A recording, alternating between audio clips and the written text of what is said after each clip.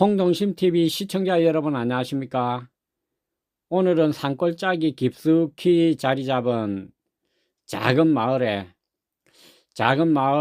제일 위쪽 이 언덕배기 올라앉은 곳에 햇살이 잘 비치는 이 흙집을 여러분들과 함께 둘러보고자 합니다.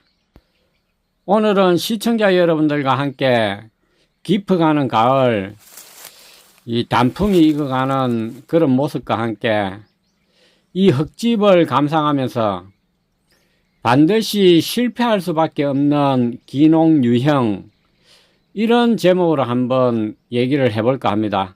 세 가지 정도로 제가 말씀을 드릴까 하는데요.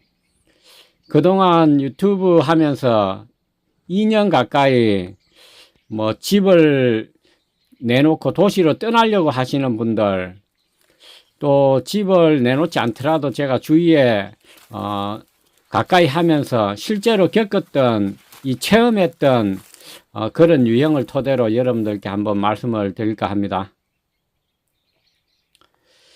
이 집은 보니까 담쟁이 넝쿨이 집을 감싸고 있는데요. 이 출입문도 거의 막고 있습니다. 첫 번째로 기농 실패 유형으로 꼽고 싶은 것은 경제적인 문제입니다. 이 경제적인 문제 때문에 시골을 떠나서 다시 도시로 돌아가려고 하시는 분들을 여러 번 뵀는데요.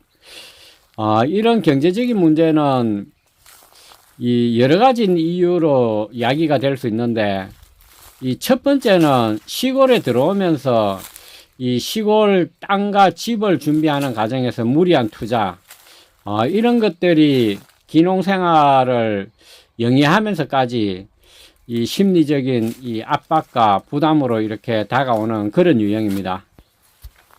조금 덧붙여 말씀드리면은, 기농을 실천에 옮기는 과정에서 시골에 터전을 마련하는 가운데 이 집과 땅을 내가 가지고 있는 경제적인 여유 그 이상으로 이렇게 투자를 하는 경우인데요. 실제로 저는 가지고 있는 경제적인 그 여유 이상 플러스 해서 이 빚을 내 가지고 시골로 들어오시는 분들을 뵌 적이 많이 있습니다. 이렇게 해서 잘 되는 경우도 물론 있기는 하지만, 대부분 기농자들이 기농생활하는 과정에서 부담과 또 압박으로 이렇게 다가오는 것입니다. 그 다음에 집과 땅을 적당한 수준에서 준비했다 하더라도 시골에 들어와 가지고 특별한 수입원이 없으면은 이 단기간이 아니라 남은 여생을 보내야 하니까 이 수입원이 전혀 없다면은 그 자체로서 굉장히 경제적인 압박을 받을 수가 있는 것입니다. 그래서 시골 생활을 하시려고 하시는 분들께 이 시골에 들어오셔서 소액이라도 정규적으로 얻을 수 있는 수입 모델을 준비하는 게 현명하다, 이런 말씀을 드리고 싶습니다. 두 번째로 반드시 실패할 수밖에 없는 기농 유형, 이 두 번째는 이 육체적인 건강인데요. 우리 시청자 여러분들께서 잘 이해를 못 하실지 모르지만 이 엄연히 존재하는 그런 현실입니다. 이것도 여러 가지가 있을 수 있겠지만, 제가 실제로 목격하기도 했고 또 주위에 들은 얘기도 있는데요. 왜 시골에 공기 좋고 물 좋은 시골에 들어와서 좋은 환경에서 살면서 육체적으로 건강이 나빠지느냐, 이렇게 반문하실 분도 있으리라고 생각하는데요.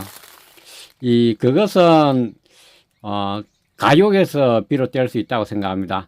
너무 지나치게 의욕이 앞서다 보니까 단기간에 수익을 많이 얻고 싶은 그런 욕심, 이런 게 앞서다 보니까 이 지나치게 큰 농장이라든가 큰 농사를 하면서 이 무리를 하게 되는 그런 경우가 종종 있습니다. 그래서 다른 문제보다도 근골격계 문제가 발생하는 경우가 많은데요. 그렇게 해서 수술을 하게 되는 그런 경우도 많은데요. 뭐 이런 이유 때문에 다시 도시로 나가는 그런 경우도 본 적이 있습니다. 또 육체적으로 문제를 갖게 되는 이유 중에 하나가 도시에 살 때하고 이 생활 패턴, 이 라이프 스타일이 급격하게 변하는 그런 이유가 될 수 있습니다. 이것은 뭐 식생활의 변화도 급격하게 이렇게 변화가 올 수 있고요. 그 다음에 생활 패턴도 도시에서 규칙적으로 직장 생활을 하고 이 규칙적인 생활을 하다가 시골에 들어와서 긴장이 풀어지고 뭐 그렇게 되다 보니까 생체 리듬이 완전히 변하게 되는 그런 경우, 이럴 때도 육체적으로 상당히 스트레스를 받게 되는데요. 그렇게 되면은 건강이 나빠질 수가 있습니다. 제가 권해드리고 싶은 것은 도시에서 이 시골로 들어오셔서 급격하게 이 생활 그 리듬을 바꾸지 마시고 서서히 이렇게 적응해 나가실 것을 권고드리고 싶습니다. 세 번째로 반드시 실패할 수밖에 없는 기농 유형, 이 세 번째는 저는 정신적인 고립을 꼽고 싶은데요. 이런 경우가 상당히 많이 있습니다. 이 정신적으로 고립되는 것, 또 정신적인 뭐 스트레스라고도 해도 좋을 것 같고요. 이런 원인도 여러 가지가 있을 수 있는데, 먼저 지나치게 이 시골로 들어와서 이 고립된 생활을 자초하는 그런 경우가 많이 있습니다.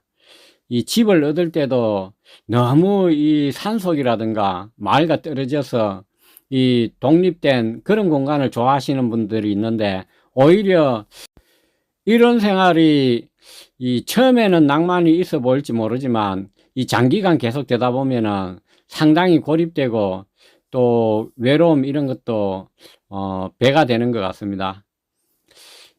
그래서 뭐 독불장군은 없다고 도시에서 시골 들어오시더라도 지속적으로 이 세상과 이 교감하고 또 커뮤니케이션 하면서 이렇게 지내는 것이 바람직하다, 이런 말씀을 드리고 싶고요. 또 도시에서는 여러 가지 문화생활 또 취미생활을 할 수 있는데, 시골 들어오면은 이런 게 완전히 단절되는 그런 경우도 많이 있습니다. 지속적으로 이 독서라든가 또 가능하면은 이 정기적으로 시간을 내서 여행도 하고 또 취미생활도 하고 예술 활동도 하고 창작 활동도 하고, 이렇게 해서 좋은 자연 환경 속에서 우리가 추구하는 육체적인 건강뿐만 아니라 이 정서적인 안정, 또 정신적인 안정, 이 내적인 이 안정감, 충족감, 이런 것도 상당히 중요하다. 동시에 이 육체적인 건강뿐만 아니라 이 정서적인 안정도 동시에 관리를 해야 한다는 것을 말씀드리고 싶습니다. 오늘 시청자 여러분들께 반드시 실패하는 기능 유형 세 가지 정도를 말씀을 드렸는데요. 첫 번째, 경제적인 이유. 두 번째, 육체적인 건강. 세 번째, 정신적 고립. 이렇게 세 가지로 분류해서 조금 말씀을 드렸습니다. 이 중에서 어느 하나가 부족해지거나 또 리듬이 깨진다면 이 자신뿐만 아니라 주위에 있는 사람까지 다 힘들게 되는 그런 경우가 많이 있습니다. 그래서 부부가 함께 귀농한 경우에 이런 문제로 뭐 다툼이 심해지고 급기야 다시 도시로 나가는 그런 경우도 허다히 이렇게 봐왔는데요. 모처럼 이 시골 생활, 행복해야 되고 건강해야 될 이 시골 생활을 이런 부분을 놓치지 마시고 잘 준비하셔서 남은 여생을 이 좋은 환경 속에서 건강하고 행복하게 보내시기 바랍니다.